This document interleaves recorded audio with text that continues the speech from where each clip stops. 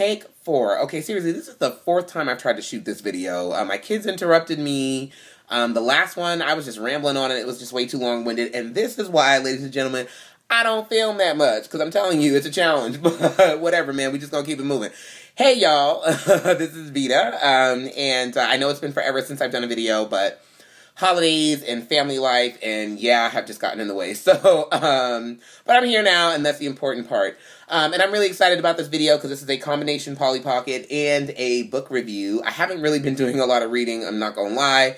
And so that's one of the reasons why I haven't been filming, because I haven't really had a lot to talk about. And I have a lot of Polly topics that I want to talk about, but sometimes it's hard for me to just kind of lock down what I want to say, how I want to say it, different things like that. And so, whatever, man. We're just going to keep it moving. The triad is still together. We're still doing very well. We had, like, some rockiness for the last couple of weeks, or the last, like, around the holidays and stuff. Things were really, really intense. But we've gotten through that rough patch, and, you know, now we're in a better place. And, I mean, that's indicative, or that happens in all relationships. That's not indicative that polyamory is wrong. You know, all relationships have your rough patches, your times when you have things that you have to struggle through and work through. And it's just making sure that you get to the other side that's important. And so I feel like now we're kind of on that other side where we've kind of ironed out some of the kinks, and we're in a much better place. And I'm super thrilled about that. And so, yeah, so, and so that's why I'm really glad that I'm going to be doing this video, because I've learned a lot of, things that I needed to work on, and I want to share those things with you, because, I want to be careful to not project this image of polyamory that it's just all roses and threesomes and just fun. It's not. Like, it's a lot of work. It's challenging, just like any relationship is. There are some very real things that you will struggle with and deal with and stuff. And I want to make sure that I'm putting out there a realistic projection, not only of polyamory, but a realistic projection of myself in polyamory. Because there have been times when I've read something about someone else's struggle and I've said to myself, oh my gosh, that's my struggle, you know, and it made me feel less weird about myself. So I'm going to be talking about some of the things that I struggle with in my poly journey. And then also I want to film a video with all three of us. So that way you can hear from all aspects, because we are all in very unique positions in our relationship, and none of our positions look like the other person's. So I would definitely like for you guys to hear from, you know, my partners, but I'm just the more vocal one, so whatever, it is what it is. But yeah, so let me move on, because I just talk too damn much. So over the Christmas break, my partners got me, or Bree and Kevin, whatever, they got me 2 books about polyamory for Christmas, which I was super excited about. Bree got me The Ethical Slut, A Practical Guide to Polyamory, Open Relationships, and Other Adventures by Dossie Easton and Janet W. Hardy. I was really excited to get this book because this has long been touted as a polyamory Bible, so to speak. And then Kevin got me More Than Two, A Practical Guide to Ethical Polyamory by Franklin Vo and Eve Rickert. I was really excited about this book, too, because Franklin Vo has a blog also titled More Than Two, and I've read some of the articles that he posts, and they're phenomenal. So, excuse me, so I was really excited to get this book, and so I started with this one, and oh my gosh, this book is amazing, okay? Like, seriously, if you're interested in the subject of polyamory, you want to know more about it, or you're in a polyamorous relationship, and sometimes you feel like you're just banging your head against the wall, because sometimes being in a polyamorous relationship, it can feel that way, because, you know, we're just not given any tools in society to deal in polyamorous relationships, because they're still so new and so kind of taboo and stuff. This book is incredible. Like, even my monogamous friends, I'm like, you guys should read this book, because there's just so much good information with it. And I'm about a third of the way through it, but I don't know if you can see, there's like tons of just highlighting, note-taking. This book is just, I just cannot say enough good things about this book. There have been so many times that I was going through something in my poly relationship, and I just, you know, read a chapter from that book, and it was just like a light bulb came on. So, I would definitely encourage anyone you're in a polyamorous relationship, you want to be in a polyamorous relationship, you had a polyamorous relationship, and it didn't go well, and you want to know why, pick up More Than Two by Franklin Vo and Eve Rickert. It is incredible. And I think even someone who was monogamous that was just interested in polyamory would find this book very fascinating, because it really is. But it's very well written, very readable. It has questions in the back, things that you can ask yourself. It has resources in the back where you can look up, different books and websites and stuff like that. I mean, it is very, very thorough. So I'm really, really glad to have this in my library.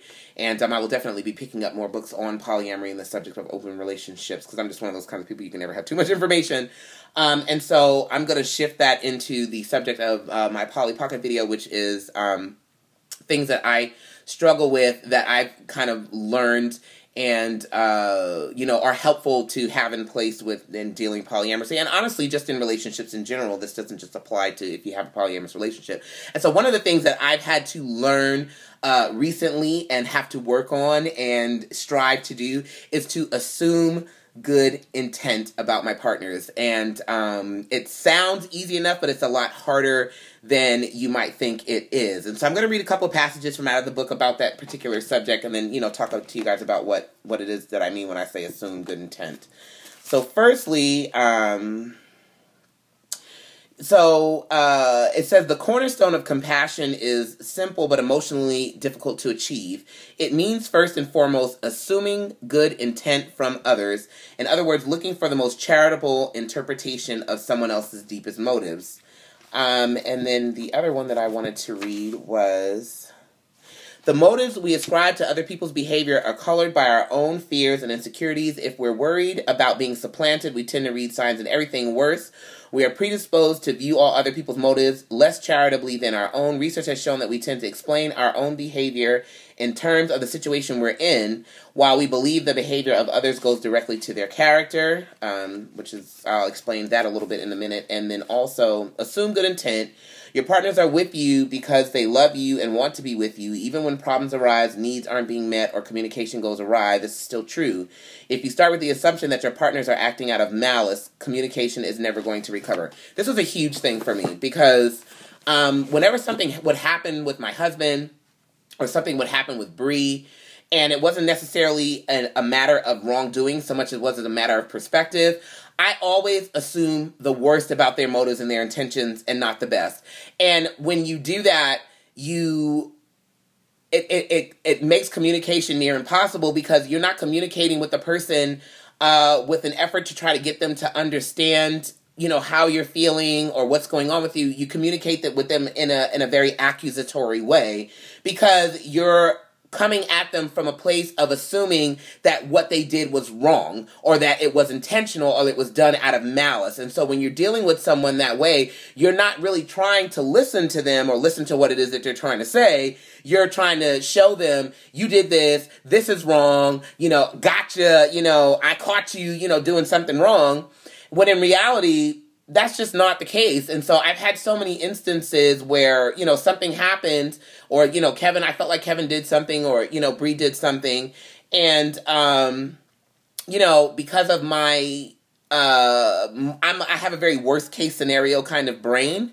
And so I would just assumed, that this was why they did this. Well, Kevin, said this because he wanted to exclude me. He just wanted to be with her. Or, Bree said this, or Bree behaved in this way because, she's trying to get closer to him and kind of edge me out.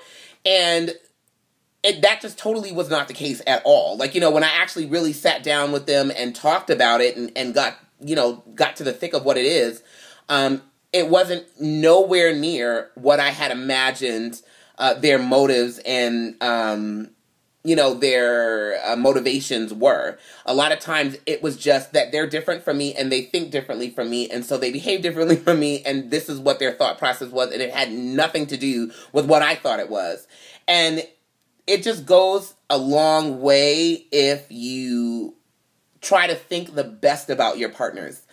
Try to imagine them at their best selves and not at their worst selves when you're dealing with them.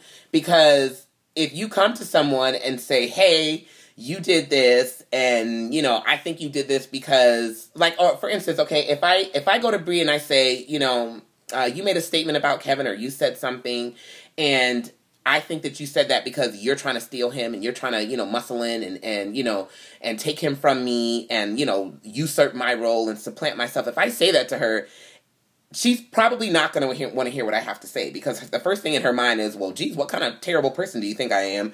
You know, that you would think that that's what motivates me. Like, you know, I mean, that's not even anywhere near, you know, where I'm going or what I'm thinking about or what I'm, you know, like doing. Like, you know, I mean, that's not what I'm trying to do at all. But if I come at her in that way, you know, communication is already cut off, because she doesn't want to hear what I'm saying, because the first thing she's thinking is, well, this chick thinks I'm a no good, snaky bitch. Like, you know, and it's like, this is my partner. This is somebody that's supposed to love me. And in their mind, they're thinking that I'm this, you know, conniving, manipulative bitch that's trying to come in and steal her husband, which is not the case. Whereas if I would have assumed the best about her motives and her intentions, I could have came to her and said, hey, you know, you did this. It hurt me. It made me feel some kind of way. You know, what were you thinking when you did that? Or what were you thinking when you said that, or whatever? And she could say to me, well, this is what I was thinking, or this is why I did this, or this is why I said that. And pretty much every time, it's never what I allowed my mind to tell me what the reasoning behind what it is that she's doing. So, and one of the statements that they made in the book, which I thought was so interesting, is they said that they had some scientists do a study where, like, if you're driving, or they made an example, say you're driving on the freeway and you cut somebody off. Well, usually if you cut somebody off and they beep the horn, they get mad at you. And in your mind, you say to yourself, well, you know, I wasn't paying attention, or, you know, you were in my blind spot and I didn't see you, or it was an accident, or whatever. You know, you excuse your behavior and say, well, you know, I just, you know, I did it because I wasn't thinking, or whatever. But, you know, you don't attribute that to you being a terrible person. But if somebody cuts you off in traffic, you're like, you're a fucking terrible driver. What a jerk. Like, you know, and it's like, why couldn't that person have not just been paying attention, had gotten a phone call, you know, that they were trying to answer and didn't see you, or you were in the blind spot, or maybe their kid was saying something in the car and, you know, they just weren't, you know, aware and they just happened to cut you off. Why does it have to be that that person is a terrible, horrible driver, you know, when they cut you off? But if you cut somebody off, you could excuse that and just say, well, you know, it doesn't speak to, or you don't make that about your character or you being a jerk or an asshole or whatever, you know, you make it just about the situation. But if somebody else does it, you make it about their character. Well, we do that in relationships, you know, where it's like, if you do something, you're like, well, you know, I was upset, or, you know, I'd had a rough day, or I just wasn't thinking, or whatever. But when your partners do something to you, or supposedly do something to you, I'll say that because a lot of times things that happen in relationships are about perspective. You know, when your partner does something to you, they're this terrible, horrible person. And it's like, no, they're not. You know, they're just human. They don't think like you do.